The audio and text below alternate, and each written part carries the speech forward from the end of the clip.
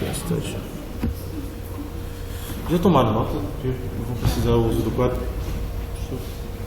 Eu peço desculpas aos colegas, mas eu preparei a apresentação toda em primeira pessoa na leitura do texto em si.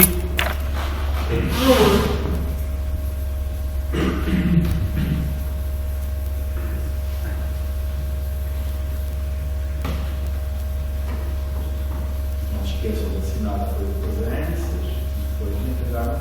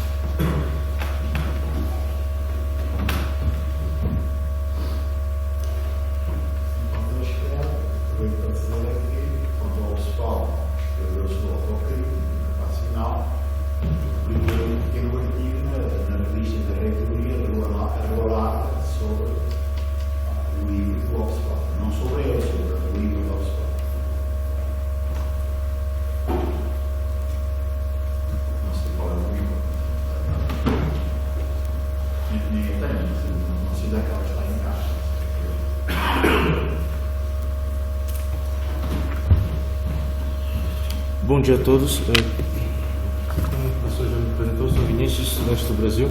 Estou aqui na condição de Erasmus. E hoje, apesar do tema já ter sido trabalhado por alguns colegas, eu me permiti voltar a Legoff, depois da historiografia, após a década de 50, da metade do século XX para cá, e fazer da história hoje uma interface entre a sociologia e a psicologia. Poxa, bom, como é que ele vai fazer um trabalho com psicologia? Não, vocês não terão aula de Freud aqui hoje, calma.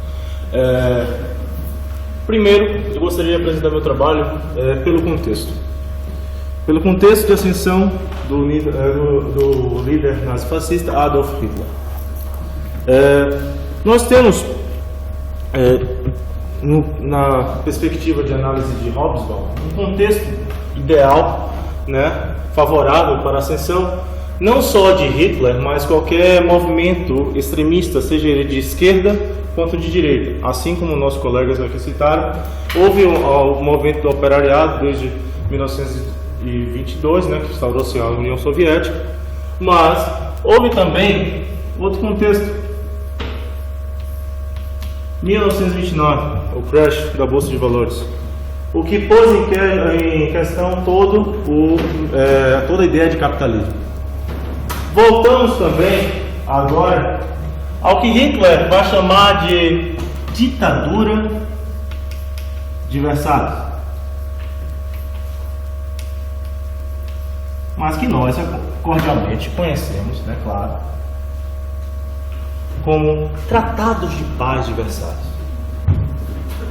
1918 a 1922.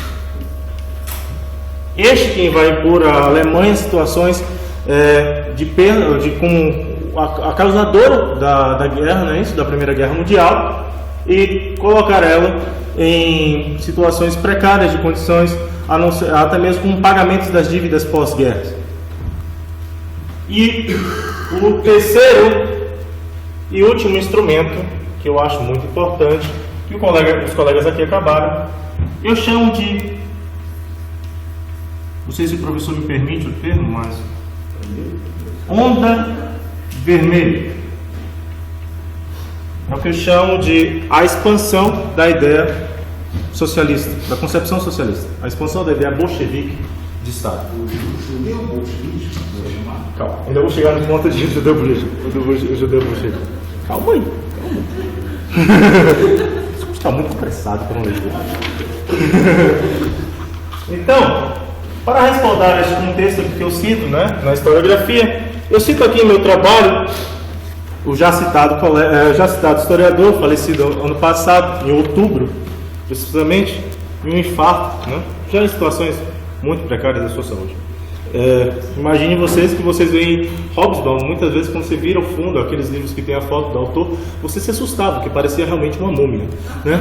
Mas tudo bem, com todo respeito ao historiador britânico, Eric Hobsbawm, de tendência marxista, talvez por isso seus livros aqui por aqui tenham sido tão pouco publicados. E membro do Partido Comunista Britânico, existiu, e depois da extinção do Partido Comunista Britânico, do governo britânico, continuou a ser comunista até o fim da sua vida. Então, eu vou citar aqui Eric Hobsbawm. As condições ideais para o triunfo da extrema-direita alucinada eram um Estado velho e os mecanismos dirigentes que já não conseguiam funcionar.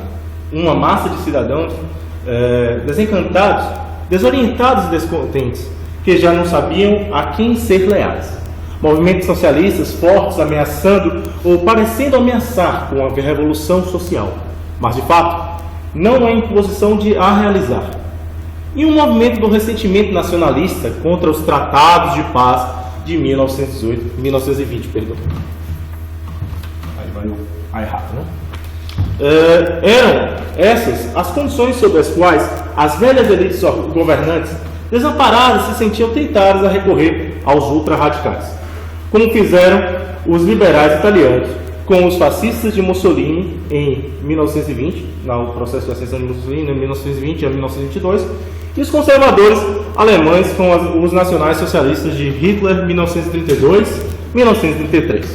Foram essas, segundo o mesmo princípio, as condições que transformaram movimentos de direita radical em poderosas forças organizadas e às vezes uniformizadas e paramilitares. Daí o esquadriste, né, as tropas de assalto, ou como na Alemanha durante a Grande Depressão, em maciços exércitos eleitorais. É válido aqui falar que nesse contexto, voltando àquilo que eu falei, qualquer líder que se predispôsse a se aliar ao conjunto do capitalismo e reerguer este, ou até mesmo reestruturar o sentimento nacionalista da Alemanha, conseguiria êxito. Mas a diferença entre Adolf Hitler será a minha conclusão, e mais logo irei dizer. Mas uma coisa muito importante aqui é da onde vem o poder da ideia de Hitler. Aonde ele conseguiu esse cenário para conseguir, como posso dizer, angariar eleitorado? É uma boa questão. Segundo o historiador, também britânico, Ian Kershaw, Hitler era uma figura inexpressiva.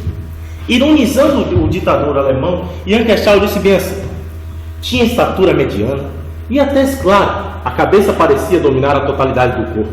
A sua testa larga era escondida pelo topete caído. O ponto central do seu rosto parecia ser um bigode aparado. Nunca parecia elegantemente vestido. Os seus dentes eram feios. Uma figura de um herói nacional nunca vai ser uma figura idealizada desta forma, né? Então, coube a Hitler um fator muito interessante: a convicção na ideia. Hitler tinha convicção na ideia. Hitler utilizou, né, durante seu processo de reclusão, né, enquanto ele foi dito como traidor em 1904, ele utilizou para redigir, ou até mesmo ainda há dúvidas sobre isso, ditar o Mein Kampf, na sua tradução na língua portuguesa, Minha Luta. Este foi o ápice da sua supremacia pessoal, porque neste momento Hitler, mesmo na reclusão, diga-se de passagem, alguns historiadores relatam que Hitler estava em verdadeiro conforto, né? Ele tinha todo o cenário, e na verdade a prisão era um seminário do partido nazista. Ele tinha como principal e pedra angular da construção ideológica sua a extirpação do bolchevismo judaico, né? Mas é válido ressaltar que este principal inimigo, ele teve em seus discursos o cuidado de adequar, porque na verdade ele estava na busca por aliados, ele não queria, né, criar mais inimigos. Na verdade, quando ele cria ele coloca como tópico, né, a extirpação do bolchevismo judaico, Hitler coloca a comunidade judaica a principal culpa da derrota do exército alemão durante a Primeira Guerra Mundial. Porque ele considera os judeus parasitas do mercado especulativo, que poderiam, com o seu poder financeiro, financiar o exército alemão, ao menos para reduzir as baixas alemãs durante a Primeira Guerra Mundial. Outro aspecto interessante para Hitler, a revolução ela deveria se partir de um ponto conservador. Hitler era um homem de pensamento assistemático, de leituras assistemáticas. Ele era um homem na verdade, de um pensamento mais que dogmático. Ele intrigava os intelectuais da época porque, na verdade, ele tinha uma formação fora dos padrões, né? Apesar de falar sobre tudo e seu comportamento sempre tentar monopolizar a atenção daqueles que estavam a ouvir seus discursos, ou até mesmo em uma discussão em que a palavra seria cedida a todos, Hitler ele tinha a ideia de sempre respaldar os seus argumentos em princípios básicos da biologia.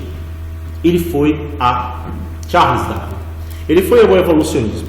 Ele criou então a concepção, né, de espaço vital e criou o evolucionismo figurado na raça ariana. E um trecho que o historiador Jan Kershaw cita um discurso de Hitler de agosto de 1920. Ele fala bem assim: não pensem que o poder, né, ao relatar os judeus, não pensem que o poder combater uma doença sem matar o seu órgão causador, sem destruir o bacilo, e não pensem que podem combater a tuberculose racial sem tomar providências para o povo seja libertado do órgão causador da tuberculose racial. O impacto da raça judia nunca passará, e o envenenamento do povo não terá fim enquanto o agente causal do judeu não for eliminado do nosso meio. Este é o ponto que vai culminar no antissemitismo geral do nacionalismo nazista alemão. Ponto 1.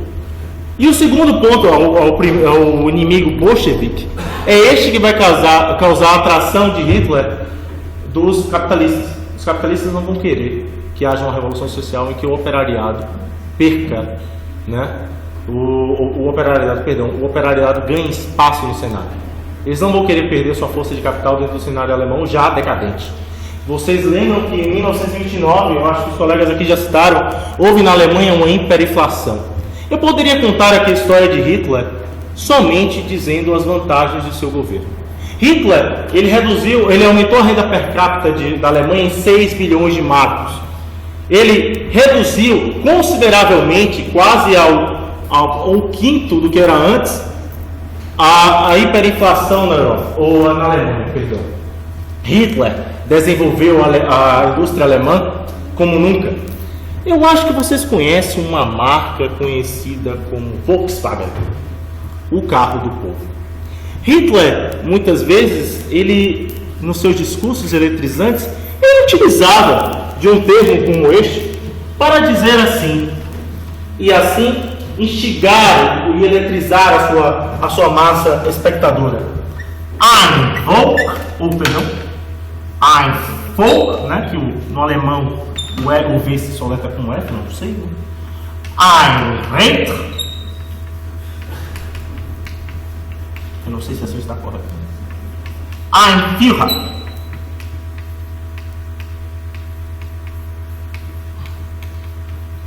A boa tradução: um povo, uma nação, um líder. Nessa construção e nessa convicção messiânica mesmo, porque as assembleias nazistas elas pareciam na verdade uma verdadeira evangelização política, Hitler ganhou o poder e a atração de boa parte das massas. Mas Meu trabalho problematiza isso. Eu venho agora, né, a me perguntar, poxa, será que só eletrizar a massa, fazer com que elas se extinguem, fazer com que o sentimento de ódio e vingança torne-se a sua vantagem para o controle dele? Aí vai a leitura, para mim, não só de uma referência biográfica, mas sim a fonte do meu trabalho, que é o Mein Kampf. Hitler disse que um dos principais instrumentos do seu trabalho enquanto formador, né, deste partido nazista e também como formador do Estado nazista totalitário, foi a propaganda. A propaganda, nas palavras de Hitler, procura fazer penetrar uma doutrina no povo inteiro. A organização só engloba nos seus quadros os que, por razões psicológicas, não poderão prejudicar a expansão da ideia. Ou seja, Hitler ele vai anexar à propaganda o que hoje muitas redes de televisão e muitos jornais e a mídia por todo fazem ao tendencionar a dar uma influência política ou até mesmo religiosa em seus artigos e em suas manchetes. Hitler, neste caso, aí eu vou para uma interpretação de Hitler que vai estar na monografia de um estudante brasileiro, e agora estou divulgando aqui o trabalho dos meus amigos brasileiros, a influência da propaganda nazista no marketing político atual, de Jonathan Marosin, né? Foi uma monografia defendida pela Universidade Federal, na Universidade Federal do Rio Grande do Sul, na área de comunicação e publicidade, em que o Jonatas, né, ele vai começar a pontuar os principais aspectos que levaram essa propaganda de Hitler. Vamos lá. Ponto 1. Nós vamos fazer verdadeiras assembleias, sejam elas de pequenos grupos, né, envolvendo os grupos capitalistas financiadores do Estado nazista, e sejam eles, né, os partidos, né, as reuniões de cooperação partidária, ou sejam eles em reuniões de massa em estádios, né, como em discursos no cenário olímpico dos Jogos que ocorreram na Alemanha, entre outros.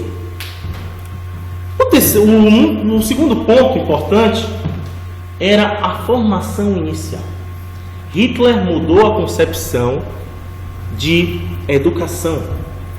A educação alemã antes estava voltada para a religião, o que na verdade agradou alguns dos professores quando viram, né, o monopólio da educação retirado da religiosidade e passar agora ao Estado. Engano. Agora era uma função ideológica política. Em cerca de 2/3 ou mais que isso, 3/4, uma proporção maior, das escolas existiam salas de projeção, ao qual cerca que na época foram produzidos mais de 1.300 longa-metragens em apologia ao nazifascismo. Eram reproduzidos na escola. Esses jovens que formaram a juventude hitleriana, né, a juventude hitlerista no Brasil, não sei, aqui seria hitleriana ou hitlerista, não sei, a tecnologia não vai impactar nisso. Eles, na verdade, criaram dentro dos seus próprios lares, porque é mais fácil moldar a cabeça de um jovem do que a cabeça de pessoas que já têm uma mentalidade formada em estado adulto. Eles vão fazer uma vigilância diária. Na verdade, em muitos casos citados em documentos, eles vão vigiar os seus próprios lares e vão, né, proferir as palavras de Hitler em casa. Hitler também, sabiamente, como poder da publicidade, selecionou poderes locais para que suas vozes fossem ecoadas em todas as localidades da Alemanha e do território já nazista, que avançara para grandes espaços da Alemanha. Ou da Alemanha, não, da Europa, perdão.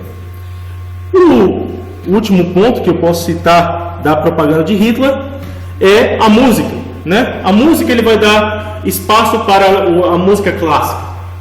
É uma música que muitas vezes não impacta nas letras, e a censura, por sua vez, estava pontuada, porque na poesia e no teatro, aqueles que eram divergentes às teorias de Hitler foram exilados, ou quando não, exterminados.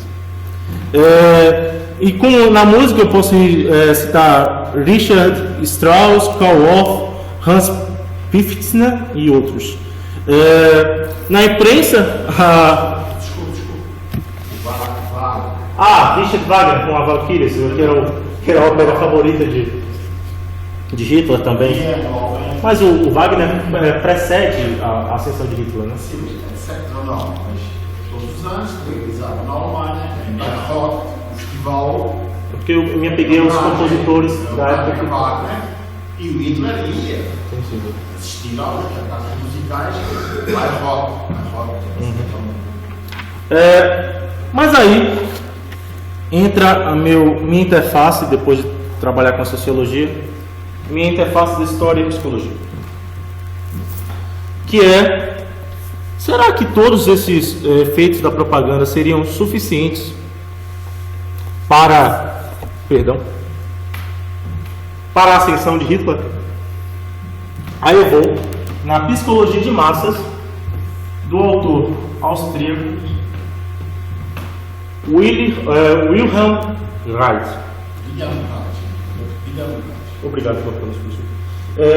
Psicologia de Massas do Fascismo. Neste, o autor ele destaca que para o Hitler adequar os seus discursos, ele teve que montar também, redefinir, né, os símbolos da sociedade alemã.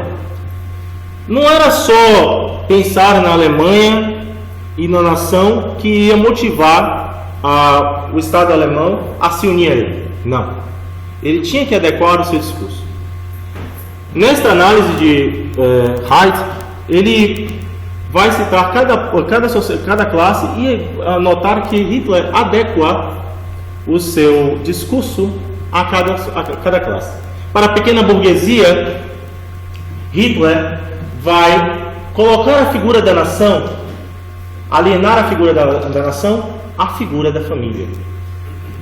Ao contrário de muitas outras classes, a pequena burguesia ainda conservava as hierarquias sociais e conservava na estrutura familiar a principal base da sociedade. Então, a figura da mãe era a figura a ser protegida. Então, a nação se tornou a mãe. E por óbvio que parecesse, Hitler seria quem? O pai, o provedor, o herói daquela situação. Os discursos de Hitler levavam e encaminhavam para essa interpretação, segundo Reich. Para o trabalhador, o operariado, mas o operariado naquela época, sujeito a uma crise, os valores deles eram outros, os valores deles eram trabalho. O que Hitler fez para mudar a concepção deles? A resposta é a revolução. Como assim a revolução? A revolução estava tendo na União Soviética. Não, a revolução nas condições sociais. Lembre-se que Hitler desenvolveu a indústria, melhorou as condições do operariado. Hitler aumentou a produção, Hitler aumentou a renda per capita. Hitler diminuiu a hiperinflação. Então, Hitler era para os operariados, numa linguagem psicológica, já fugindo a uma linguagem da compreensão da família para os pequenos burgueses, Hitler mostraria a revolução. Aí agora nós vamos para um destacado outro grupo, que seria o rural, a sociedade rural, os produtores. Hitler então vai mostrar e vai figurar quem na imagem daquela sociedade rural para chamar eles à sua nova concepção de Estado. Ele vai se apegar à terra, antes monopolizada por grandes latifundiários. Ele vai mostrar que o povo alemão é detentor da sua terra. Então isso já muda a concepção. Então, para as classes operariadas, o fator mudança era significativo. E para as classes pequeno-burguesas e também burguesas, assim, o capitalismo, os capitalistas, era a manutenção e a redução da crise, a pequena burguesia e a família, o operariado e a sociedade rural seriam a mudança e também a terra, enfatizando a sociedade rural. E como conclusão do meu trabalho, porque já está, né, esgotado, eu tenho como conclusão a seguinte: através do que for apresentado, pode-se concluir que desde a ascensão, a manutenção, a fixação pela ideia e a propaganda não foram elementos primordiais da formação do poder nazista. Apesar do caráter messiânico aqui já debatido de Hitler em impor a sua ideia ou adequar elas a adesão do público nos discursos vista aqui por um olhar da psicologia de massas ou na busca de grupos políticos aliados, principalmente grupos que viessem a financiar a ascensão do Führer. O poder de Adolf Hitler foi fruto de um contexto histórico favorável e da atuação estratégica dele junto aos demais membros do Partido Nazista, sendo a propaganda nazi o folhetim diário das ideias escritas no Mein Kampf e a população a massa de manobra para a construção do governo totalitário alemão. Muito obrigado. Eu vou anotar as bibliografias. Eu faço comentários, obviamente, em relação ao anterior. Quero dizer que gostei da apresentação do início. Foram trabalhos distintos na forma da apresentação, porque um trabalho foi apresentado com base no texto escrito, e isso não é desfavor, permite dar uma melhor precisão, sempre se fez, nos blocos, os próprios professores, alguns leem o texto, outros não leem, depende, cada um tem o escrito.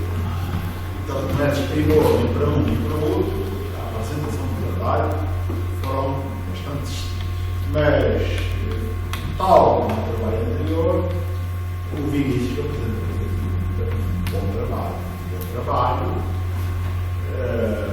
bem fundamentado, e ele até recorreu a uma visão interdisciplinar, recorreu também à psicologia, à sociologia, ciências próximas da história, que sempre foram da história.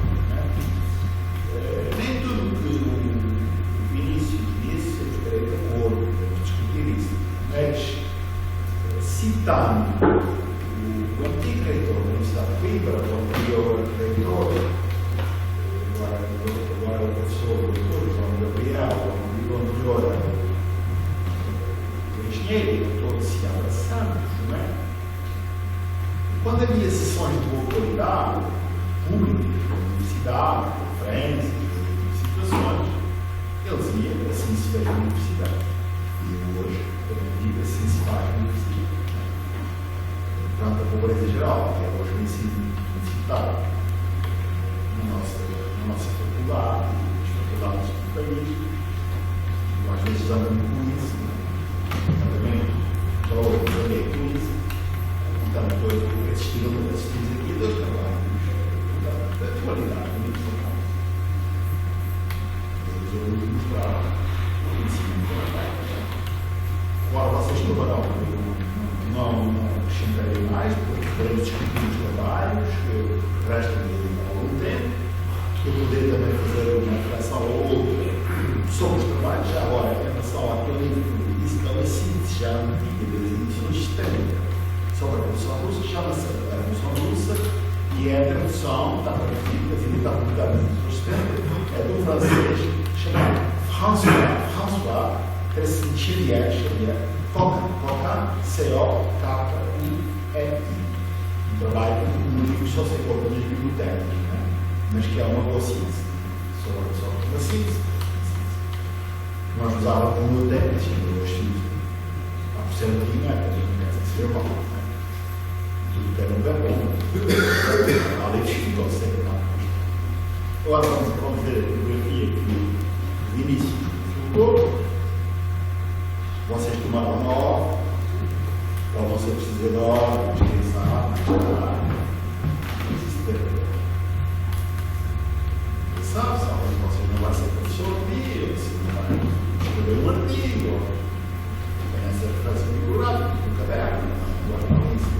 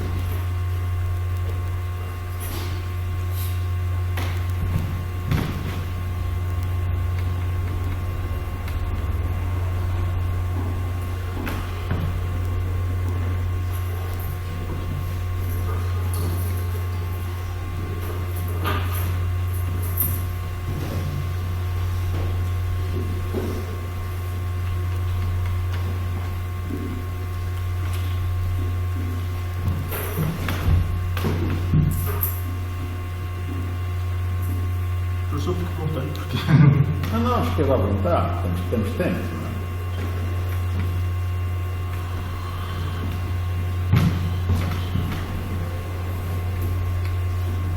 Faz um bom tempo que eu não escrevo Altice. Nós agora com os computadores até já não escrevemos bem. De fato. Já se usa muito pouco a chave Sem correção automática. a revolução digital dos nossos tempos, o tempo presente.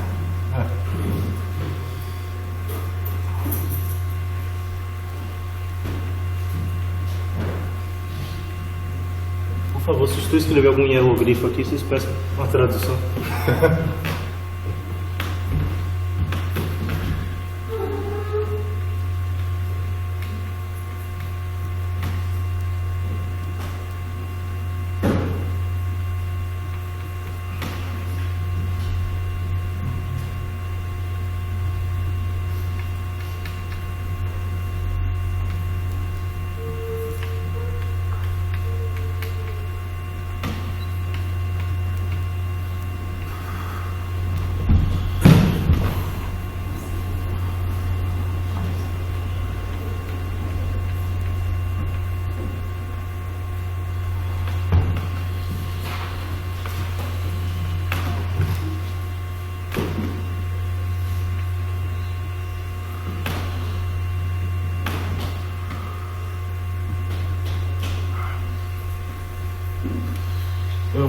Os demais eu vou citar, eu vou editar.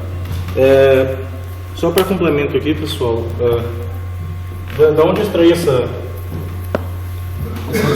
monografia foi do site da UFRGS, né, que é a sigla da Universidade Federal do Rio Grande do Sul, que é www.lume.ufrgs.br.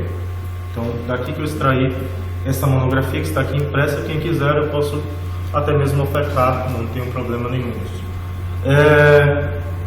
E a próxima é o do Hyde, que está aqui no... Vocês podem, quem interessar a fossa, está no Instituto de Estudos Alemão, aqui logo no 6º piso, aqui mesmo, no 6º piso, né? Psicologia de Massas, Lisboa, Don Quixote, 1976. Era um livro muito lido de divulgação, né? Essa altura. Ele, para só dar uma curta biografia do autor, ele é um discípulo dissidente de Sigmund Freud. Em alguns momentos ele utiliza da sexualidade para respaldar também os símbolos nazifascistas, que nesse momento aqui não seria interessante tomar. Psicologia, psicanálise. Norbert Frey, né, o professor que me indicaram, está aqui. É um livro que está na... Não vou lembrar cada biblioteca. Está na história história das ideias, né? Aqui teoria no 5º piso. A Era dos Extremos está no Instituto de Jornalismo lá no Colégio São Jerônimo.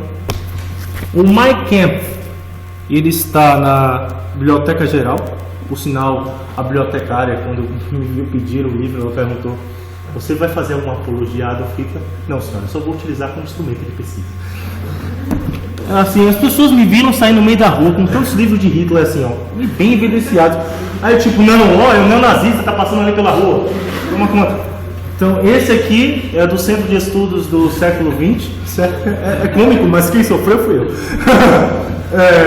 O Hitler, né, que está no Centro de Estudos. Mas vai ser evita.